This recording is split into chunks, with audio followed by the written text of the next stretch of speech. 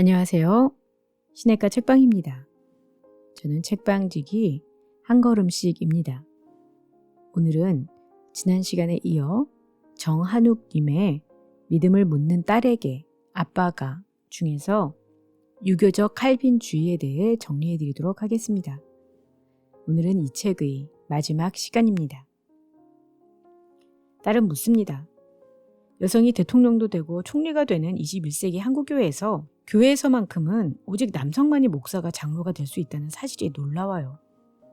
한 목사님께 질문했더니 여자는 교회에서 잠잠하라는 성서 구절을 인용하며 여성이 목사가 될 수 없다는 것이 성서의 가르침이라는 대답이 돌아왔어요.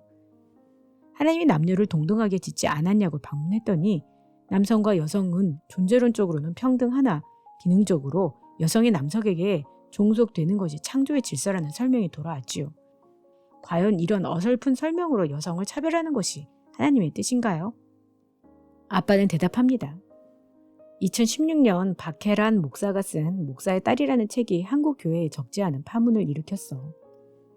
저자의 아버지가 한국을 대표하는 보수적인 신학자로 신구약 주석 전집을 집필하는 기념비적인 업적을 남긴 박윤선 목사님이었기 때문이었지. 저자는 박윤선 목사님이 저자의 어머니인 전처와 그 자녀들에게 지극히 권위적이고 폭력적이었을 뿐만 아니라 하나님의 종인 자신의 목회와 학문적 성취를 위해 가족들의 일방적 희생을 강요했다고 폭로해. 그리고 전처가 불의의 사고로 세상을 떠난 후로는 그 소생들을 한때 고아원에 맡기려고 하는 등 방치하다시피 했으며 자신 때문에 큰 상처를 받은 채 고통스러운 인생을 살아가던 전처의 자녀들이 먼저 내민 화해의 손길조차 끝끝내 뿌리친 채 생을 마쳤다고 주장하지. 이 책에 따르면 박윤선 목사님의 행태는 도저히 하나님의 일을 위한 거룩한 희생이라는 말로 용납될 수준으로는 볼 수 없을 정도였어. 저자는 그런 아버지가 전처의 자식들 중 유일하게 좋아해준 자녀가 자신이었기에 다른 형제들이 모두 아버지를 싫어했을 때도 쉽게 그들에게 동의하지 못했다고 해. 그러나 1970년 미국으로 이민을 떠나 음악과 신학을 공부하게 되면서 그곳에서 만난 스승들은 저자의 생각을 완전히 바꾸어 놓았단다. 자신의 아버지보다 훨씬 훌륭한 학문적 성취를 이룬 스승들이 학문이나 목회를 빌미로 가족을 등한히 하기는커녕 아내와 자식을 지극히 사랑하며 가정을 소중히 여기는 모습을 목격한 것이지. 그리고 그 스승들이 성서를 하나님의 말씀으로 소중히 여기는 복음주의자들이면서도 구체적인 본문을 현실에 적용할 때는 완고와 문자주의 대신 융통성과 포용성을 발휘하는 모습도 저자에게 깊은 인상을 남겼다고 해. 그뿐 아니라 그 스승들은 저자가 겪어온 인생의 수많은 질곡을 진심으로 아파하고 구체적으로 돕는 관심과 사랑을 보여주기도 했어. 저자는 이 스승들과의 만남을 통해 비로소 아버지의 인격과 신앙 체계에 도사리고 있는 문제를 발견하고 아버지에 대한 형제들의 원망을 온전히 이해하게 되었다고 말해. 저자는 아버지 박윤선 목사님이 유교적인 남존여비 사상의 영향으로 여성을 열등한 존재로 취급했으며 충효 사상을 내면화해 신앙이란 죽을 힘을 다해 주군인 하나님과 교회를 섬기는 일이라고 생각했던 분이었다고 말해. 그리고 평생 죄를 책망하시는 하나님만 알아온 나머지 뿌리 깊은 죄책감에 짓눌려 있으면서도 한편으로는 하나님의 종이라는 이름으로 포장된 극도의 자기 중심성으로 가득한 이율배반적인 인간이었다고 주장하지.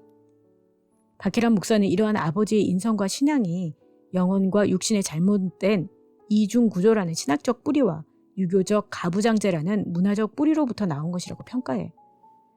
박윤선 목사님에게 영적인 일은 신학교에서 가르치는 일, 설교하는 일, 주석을 쓰는 일이었고 아내와 자녀를 사랑하거나 가족을 돌보는 일은 등한히 여겨도 되는 육신의 일이었다는 거야.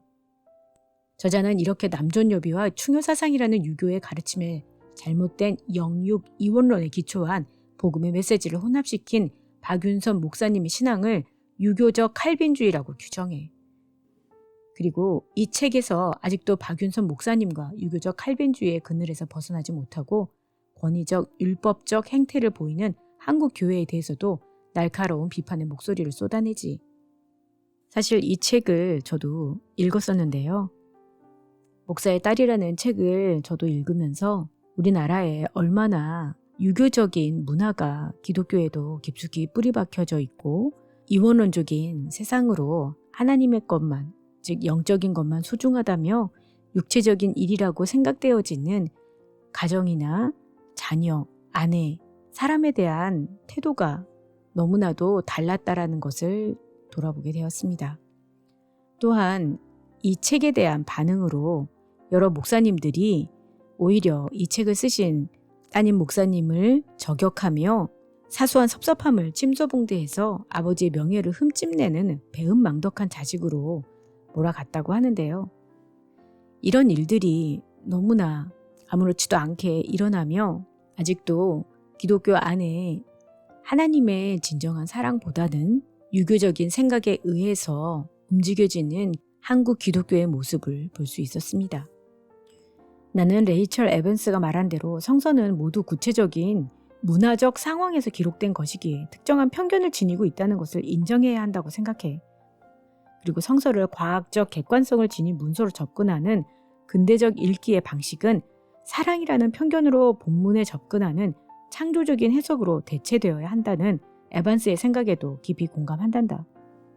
나는 한국의 기독교인들이 성서의 문자에 사로잡혀 여성을 포함한 타자를 차별하고 정죄에 몰두하는 대신 사랑이라는 위대한 편견으로 성서를 바라보고 이웃을 대하는 예수의 제자로 살아가게 되기를 바라. 너희들이 이끌어갈 미래에는 한국 교회의 혐오와 정죄 대신 사랑이라는 편견에 사로잡힌 사람들로 넘치기를 기대해 볼게. 지난 3주에 걸쳐 정한욱님의 믿음을 묻는 딸에게 아빠가 책을 정리해 드렸는데요. 여러분 어떻게 들으셨나요?